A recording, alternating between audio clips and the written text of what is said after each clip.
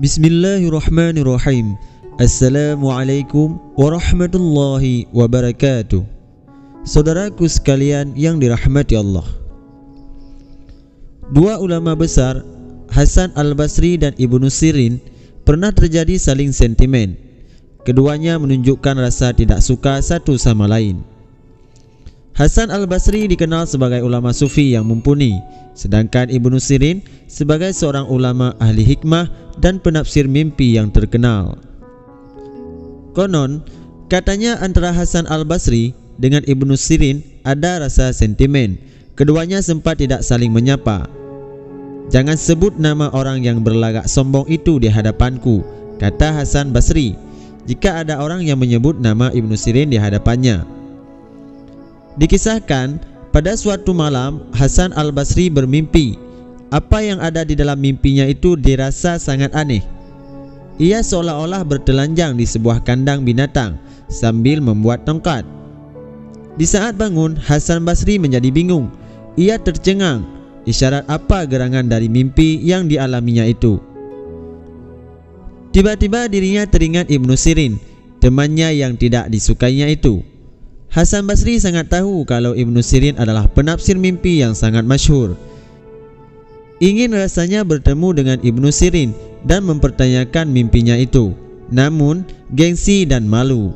Kemudian Hasan Basri mencari akal. Ditemuilah teman dekatnya dan disuruh menanyakan kepada Ibnu Sirin perihal mimpinya itu. "Coba temui Ibnu Sirin dan silahkan ceritakan, seakan-akan kamu sendiri yang mengalaminya," ujar Hasan Basri. Teman dekatnya langsung pergi menemui Ibnu Sirin. Setelah sampai dan bertemu, ia menceritakan apa yang dialami dalam mimpi seperti perintah Hasan Basri. Namun, apa yang didengarnya dari Ibnu Sirin membuat dirinya kaget. "Bilang pada orang yang mengalami mimpi itu, jangan menanyakan kepada orang yang berjalan dengan lagak sombong. Kalau berani, suruh datang sendiri kemari," ujar Ibnu Sirin. Tentu saja teman Hasan al-Basri kaget. Ternyata Ibnu Sirin tahu bahwa bukan dirinya yang mengalami mimpi tersebut. Maka baliklah orang tersebut menemui Hasan Basri. Tentu saja sufi besar itu menjadi terkejut mendengar apa yang dikatakan Ibnu Sirin. Hasan Basri merasa tertantang dengan ucapan Ibnu Sirin.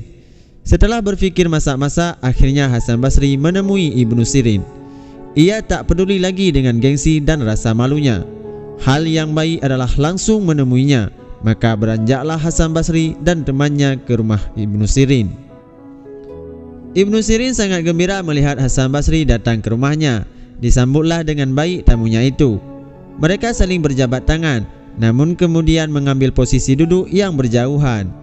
Suasana tidaklah cair, bahkan cenderung tegang. "Sudahlah, tidak usah basa-basi. Langsung saja, aku sangat bingung dengan mimpiku itu. Bagaimana tafsirannya?" ucap Hasan Basri. Sekejap kemudian Ibnu Sirin menyahut, "Jangan bingung dengan mimpi itu.